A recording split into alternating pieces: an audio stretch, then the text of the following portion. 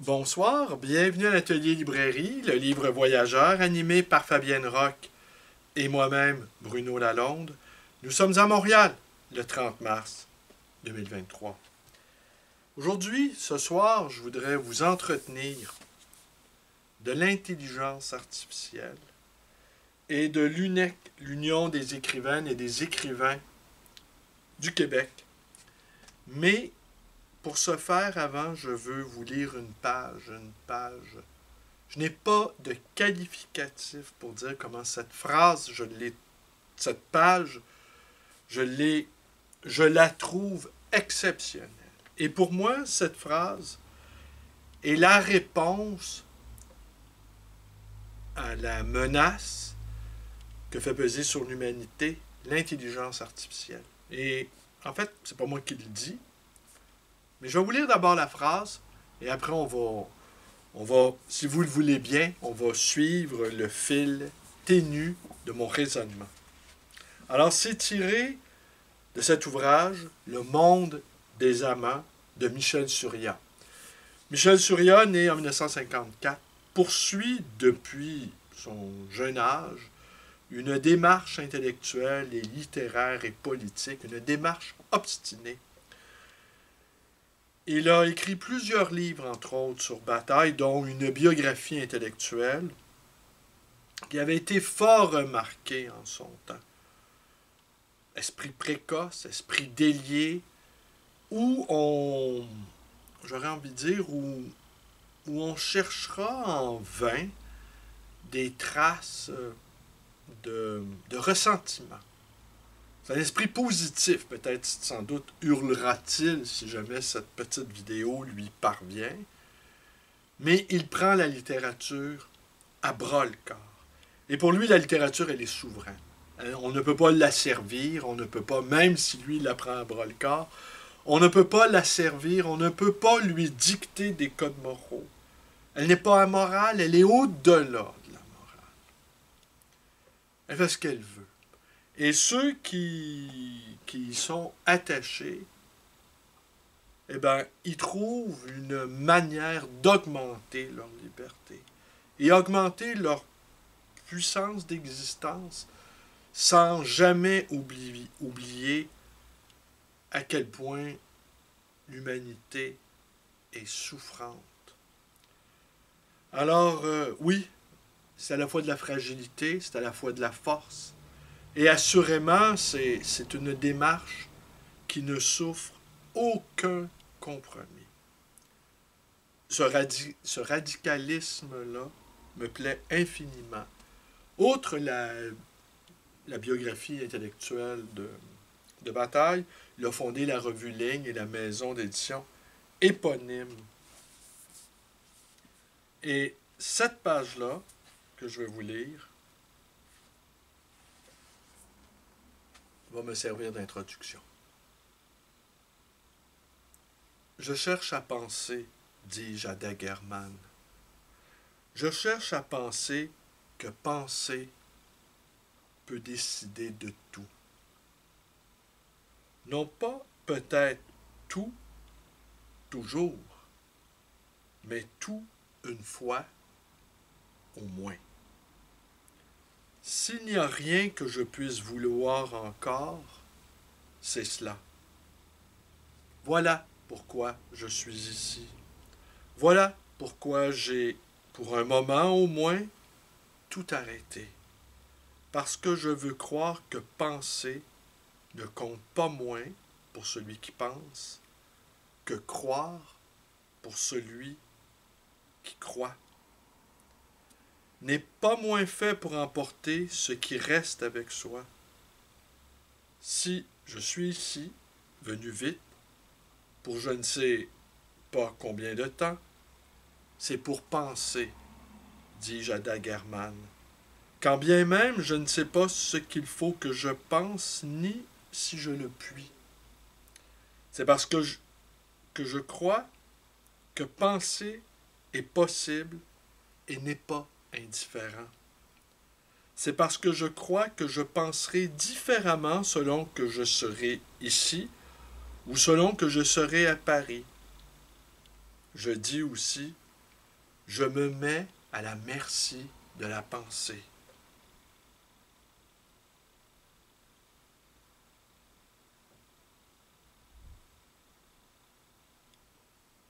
Je veux en faire l'expérience.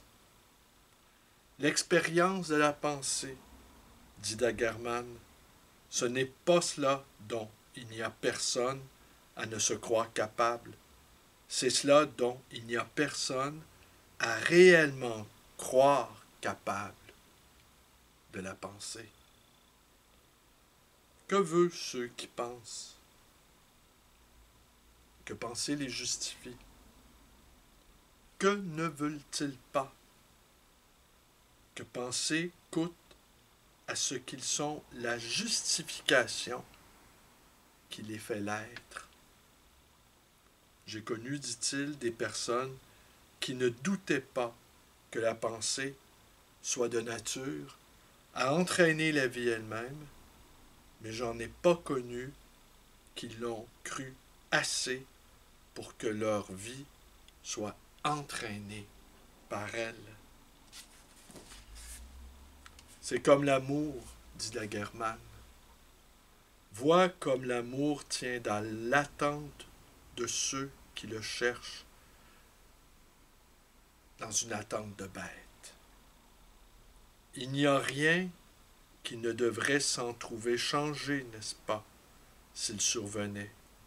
S'il survenait, il aurait ce caractère de miracle qu'on prête à ce qu'on attend sans croire qu'il puisse arriver jamais. C'est ce qu'ils disent. Et vois comme il y en a peu qui permettent à l'amour de faire d'eux les bêtes que leur attente portait. La fidélité des bêtes, c'est ce qu'on imagine que les hommes sont prêts à donner à l'amour. N'est-ce pas ce qu'on imagine? Et n'est-ce pas le moins que l'amour demande? Or l'amour se présente-t-il et la bête se rétracte en eux, s'y réfugie. Et il faut alors qu'ils doutent même que c'est l'amour qui est venu puisqu'il est venu. Et il faut alors qu'ils se mettent à croire en ce qui n'est pas fait pour être cru. Ce qui n'est pas fait pour être cru, c'est la déception même de l'attente dans laquelle ils étaient. Il n'y a personne qui ne croit plus ou moins à la pensée sans doute, même parmi ceux dont c'est l'espérance. Mais il n'y a personne aussi à ne se soustraire à ce que l'espérance de la pensée demande, à ce qu'il arrive qu'elle demande, dès l'instant qu'on la prend au mot. Dès l'instant qu'on la prend au mot, autant qu'il y en a à prendre au mot l'amour qu'ils attendent. Il n'y a personne pour dire qu'il y est prêt. Or, c'est l'évidence qu'il n'y a personne à l'être, parce que le prix en est trop grand, et c'est ce qu'on ne dit pas. Alors, je pourrais continuer indéfiniment. Je vous avais dit que je vous lirais une seule page, et puis finalement, je vous en ai lu 2. Mais ce qu'il faut retenir, je pense, de cette première... parce que je veux croire que penser ne compte pas moins pour celui qui pense que croire pour celui qui croit. Je cherche à penser, dis-je à Dagerman, je cherche à penser que penser peut décider de tout. Alors, c'est Le Monde des amants de Michel Surya, publié aux éditions L'Extrême contemporain. L'étonnant de cet ouvrage, c'est qu'il est tête-bêche et que le Monde des amants est en quelque sorte la suite, je pense, de L'Éternel Retour. Vous avez compris, c'est de Nietzsche dont il est question. Voilà. Alors,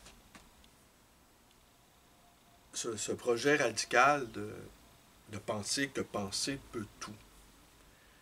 Et nos forces, nos forces sont maigres, nos forces sont chétives. Et l'exercice de la pensée, l'exercice radical de la pensée qui engage l'être tout entier et qui oblige à voir sa propre vie transformée. Il ne s'agit pas d'avoir des opinions, là. Il ne s'agit pas même d'avoir des convictions. Ça va au-delà de tout cela. C'est l'exercice même de la pensée. Penser à ras-le-sol, penser à bras-le-corps, penser à travers soi. Penser en se cassant les os dans le cerveau, aurait pu dire Sartre.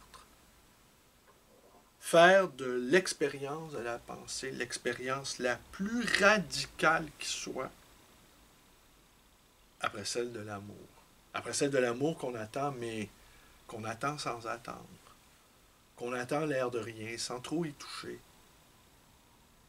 Je ne suis absolument pas avancé dans cet ouvrage de Michel Surya. J'ai lu les 2 pages, les 2 seules pages. Mais cette première page, je la relis, je la malaxe. Et je bute à l'infini sur cette première page, la trouvant prodigieuse. La trouvant, j'aurais envie de dire, même une seule page peut sauver un livre tout entier. Une seule ligne même peut sauver un livre tout entier. Ce qui m'amène au sujet de la vidéo, en fait. Hier et en fait dans les dernières heures, il est survenu 2 événements qui se sont produits de manière concomitante. Et vraisemblablement, assez peu de gens ont fait le lien avec ces deux événements. Le premier, c'est que une pétition a été lancée. Pétition faite par 1000 acteurs du cyber-univers, dont certains très importants dans le milieu, comme Yoshua Bengio, le Montréalais. À cette pétition s'est joint aussi l'inénarrable Elon Musk. En fait, 1000 personnalités scientifiques liées au monde de la recherche sur l'intelligence artificielle ont demandé que l'on mette sur pause pendant 6 mois les avancées de l'intelligence artificielle, jugeant que c'était devenu trop dangereux pour la société civile et que ça aurait l'effet, et là c'est moi qui utilise ce terme-là, l'effet d'une bombe atomique sur la société civile, tant les structures de cette société vont être bouleversées, tant au niveau du droit, tant au niveau moral, tant au niveau éthique, tant au niveau du droit des affaires, tant la liste. Et je ne vous cacherai pas, lorsque j'ai pris connaissance de cette pétition-là, j'ai jugé qu'il y avait beaucoup de tartufferie là-dedans. Car ces gens qui y travaillent depuis des années avaient quand même une petite idée de ce qu'ils concoctaient. Sans doute avaient-ils même subodoré à quel point les implications, l'effet général sur la société serait considérable. Mais vraisemblablement, tout à leur recherche, sans doute ont-ils minoré les impacts dévastateurs et délétères de cette intelligence artificielle. Les premiers à avoir senti l'effroi, si je peux dire, ont été les professeurs, qui eux, ont commencé à traquer les étudiants plagiaires, ont commencé à juger que même, peut-être, l'intelligence artificielle pourrait s'avérer, d'une certaine manière, un meilleur pédagogue qu'eux. Ou en tout cas, où le moi du professeur ne serait pas un obstacle à la libre circulation d'un savoir qui n'est pas encore correctement agencé et qui n'est pas non plus cadastré par des règles éthiques. Mais cette arrivée intempestive, en tout cas, de cette intelligence artificielle, semble ébranler semble en tout cas, semble ébranler les structures de la société, en tout cas pour les premiers qui en seront touchés. Et cette pétition-là m'a beaucoup étonné. M'a beaucoup, beaucoup, beaucoup étonné. Et m'a inquiété aussi. Et j'ai pensé à cette phrase de Lacan que je vais sans doute mal citer, n'ayant pas beaucoup de mémoire et ne l'ayant pas pris en note. Lacan, il disait quelque chose comme ça, que les armes, si on compare l'intelligence artificielle à une sorte d'arme, les armes finissent toujours par trouver leur chemin. Finissent toujours par exister et finissent toujours par trouver la pulsion. Finissent toujours par frapper. Que tôt ou tard, une arme, elle va trouver sa cible. C'est plus fort qu'elle. La citation, en fait, c'est pas une citation, mais grosso modo, c'est ce qu'affirmait Lacan. Quelques heures après, il y avait hier l'Assemblée, l'AG, l'Assemblée générale de l'Union des écrivains, l'Union des écrivaines et des écrivains du Québec, qui se prononçait sur Zoom, et semble-t-il, le Zoom en question, mandaté par une firme de sondage, eh bien, le Zoom s'est planté à plusieurs reprises. Alors oui, il y avait un vote en Assemblée générale pour prélever des cotisations syndicales. Et par une faible majorité, les membres de l'UNEC se sont prononcés contre. Par contre, ils ont décidé que la maison, située dans le quartier latin, elle serait mise en vente. En tout cas, il y a des délais, il y a des clauses, mais bon, c'est pas tellement ça le point. Et dans le milieu des écrivains québécois, cette assemblée générale avait déjà fait couler beaucoup d'encre, parce qu'il y avait eu une première assemblée, mais semble-t-il le quorum n'avait pas été atteint. Et bref, des décisions ont été prises sans que les membres en soient vraiment informés. Alors 500 membres finalement se sont prévalus de leur droit de vote et ont voté contre la levée, contre le prélèvement de cotisations syndicales. Alors là, moi, j'ai mis en parallèle, si je peux dire, ces deux événements. La pétition de 1000 scientifiques liés au monde de la recherche de l'intelligence artificielle et un groupe d'écrivains importants qui, eux, décident qu'il n'y aura pas de prélèvement syndical. Alors, l'image qui m'est venue, c'est l'image des Autochtones. Que nous étions devenus, nous, gens de lettres, étions devenus des Autochtones car le véritable langage, c'est le langage cybernétique. Et que toutes les langues humaines, incluant le globish, sont devenues des archaïsmes, appartiennent à un ordre ancien. Et que ceux qui détiennent les vecteurs, c'est-à-dire le capitalisme financier détorialisé, eh bien, n'en ont que faire de nos langues.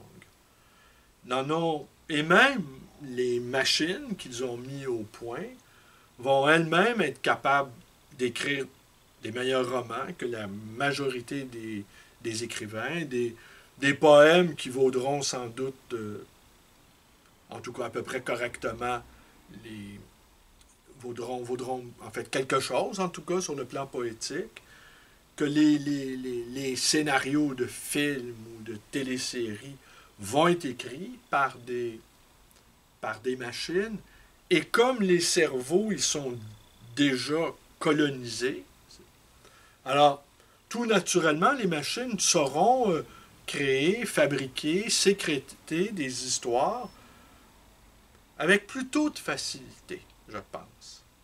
Alors, avoir pour perspective la disparition des écrivains remplacés par des machines, je pense entre autres que les 1000 scientifiques qui ont lancé cette pétition, ils avaient ça aussi en tête.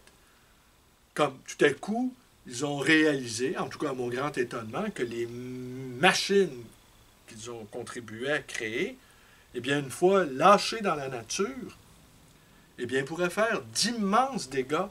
À quoi, entre autres? À la pensée humaine. Et c'est là que je pense que la lecture d'ouvrages, entre autres, Le monde des amants de Michel Surya, et je pense également que de retourner au texte, de retourner à ce vieux legs de l'humanité, dite archaïque, en partant des Grecs, ou même en allant plus loin, en partant des textes babyloniens, jusqu'à aujourd'hui, nous disposons d'un dépôt de quelques millénaires de textes, et de textes de très grande importance, faits par des hommes qui ont réfléchi la métaphysique, qui ont réfléchi la politique, qui ont envisagé à peu près tous les problèmes que l'espèce pouvait avoir à affronter, ou à réfléchir simplement. Alors je me disais que oui, la lecture associée, la lecture profonde, associée à la mise en retrait, à l'utilisation parcimonieuse de ces nouveaux appareils conversationnels, comme on les appelle, la mise en distance critique de ces appareils, la méditation, la macération, voire, de textes subtils, de retourner au texte de base, de s'abreuver au gisement de tous les livres publiés, en tout cas des livres les plus importants de l'humanité. Ça va être une façon de prendre la décision, l'acte de penser, avec des outils qui ne seront pas comparables aux outils artificiels des machines.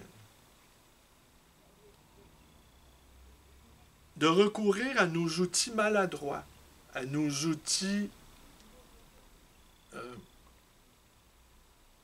maladroits, à nos outils presque d'homme préhistorique, d'homme animal, d'homme presque qui fait les choses de manière viscérale. Lire ne deviendrait pas un acte de résistance. Ça deviendrait enfin un acte d'affirmation.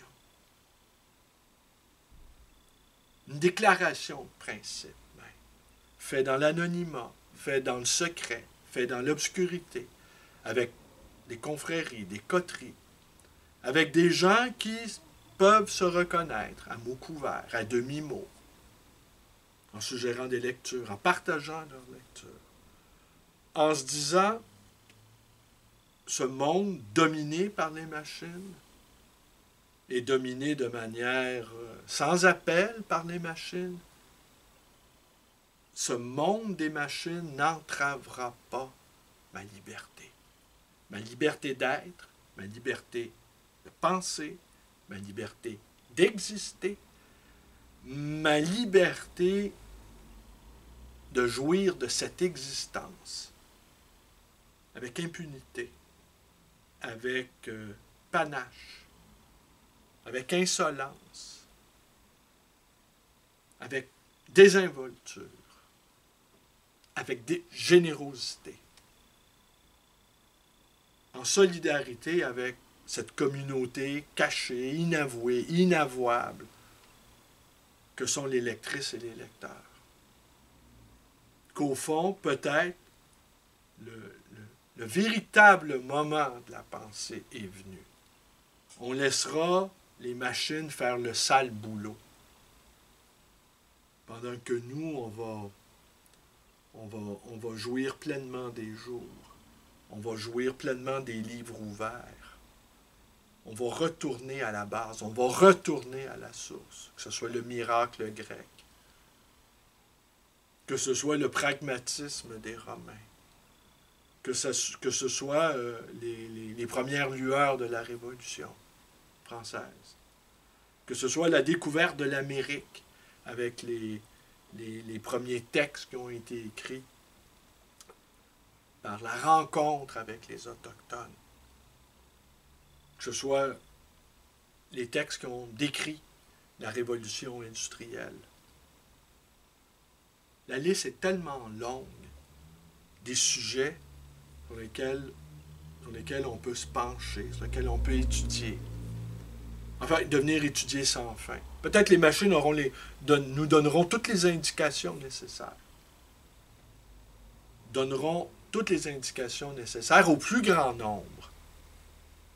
Mais le plus petit nombre, lui, se retournera vers ses bibliothèques. Cette bibliothèque aujourd'hui, les bibliothèques personnelles aujourd'hui, jugeant par beaucoup appartenir à un ordre bourgeois. Posséder une bibliothèque, même petite, même minuscule, j'aurais envie de dire, c'est pas nécessaire d'avoir beaucoup de livres pour avoir une vraie bibliothèque. Il suffit de, je sais pas, 100 livres, 150 livres. Plus ceux que vous allez écrire, plus ceux que les livres lus, les livres qui vous entourent vont vous, comme les armes telles que définies par Lacan, peut-être que les livres autour de vous vont vous obliger à un passage à l'acte aussi, c'est-à-dire l'acte d'écrire. Oui, sans doute les machines vont faire du meilleur boulot, mais elles ne vont pas s'incarner, ces machines. Sans doute, le plus grand nombre sera ébloui par le brio de ces machines, va s'en extasier. Mais nous, nos extases à nous, elles vont être intériorisées. Et peut-être même, elles vont être porteuses de quelque chose de beaucoup plus grand que nous.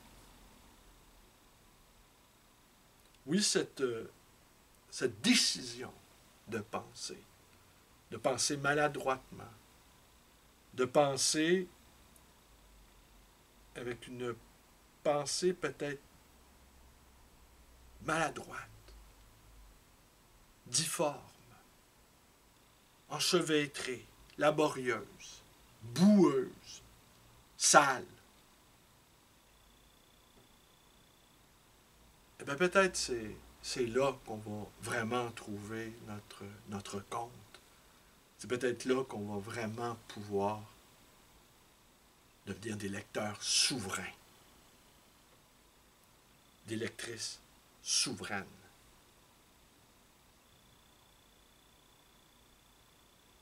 Mais hier, cette assemblée de l'UNEC me faisait dire qu'au fond, il s'arrêtait à des points de détail, selon moi. Et cette image des Autochtones, cris et métis, des plaines du Manitoba, qui ont vu d'un œil innocent les premiers arpenteurs en train de cadastrer les vastes territoires où ils vivaient en hommes libres, sans comprendre que ce quadrillage du territoire ouvrait la voie au chemin de fer, au rail que l'on pose de manière studieuse et minutieuse sur cette terre meuble, eh bien, et que les Autochtones et les Métis c'est des Autochtones, mais que ce peuple de nomades, ce peuple sans acte de propriété, sans acte sans écriture, ce qui ne veut pas dire sans pensée, eh bien, ne pouvait pas voir ce qui se préparait. La prise d'un territoire, la prise complète d'un territoire, avec les déprédations, avec la prise la prise de possession de leur vie, ne pouvaient pas voir que d'hommes libres, ils deviendraient des exilés sans possibilité de retour, des déracinés, même s'ils étaient des nomades, comment on peut dire ça, des gens qui n'ont plus de possibilité même de rêver l'exil. Comment on pourrait appeler ça? Des gens qui sont exilés même de l'exil. Quel nom ça pourrait avoir, ça? Le déraciné, il sait que lui, il a la nostalgie. Il porte en lui ses racines. Mais celui à qui on a retiré même le sens de l'exil, qu'il ne sait même plus qu'il est en exil, qu'il ne sait même plus que la possibilité d'un retour n'est même pas une utopie. Alors, cette assemblée d'écrivains et d'écrivaines, hier, m'a fait penser à ces Autochtones qui discutent de choses sans voir que ce monde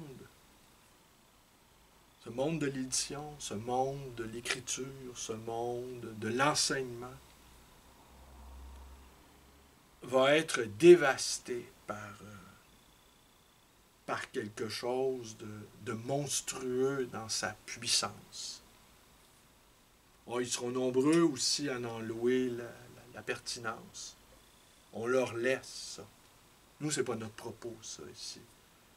Mais que ces deux événements se sont déroulés à quelques heures de distance, la pétition et l'Assemblée générale, ça m'a paru une bien étrange coïncidence. Et sur les réseaux, on peut y lire que cette Assemblée générale a été houleuse, difficile. Les affrontements, les prises d'armes, les coups de gueule des uns et des autres ont été abondants et féroces. Mais pendant ce temps-là, il y a quelque chose de gigantesque qui fond sur nous. Et que j'aurais envie de dire, les prélèvements pour des cotisations syndicales, ça m'apparaît presque appartenir déjà au monde ancien, à la manière ancienne de faire, d'agir. Puis peut-être même d'écrire sans devenir écrivain, d'écrire simplement pour la beauté du geste, sans être ni validé par ses pairs, ni par des éditeurs, ni par personne, même à part peut-être un tout petit nombre. Peut-être ça va ajouter à notre liberté.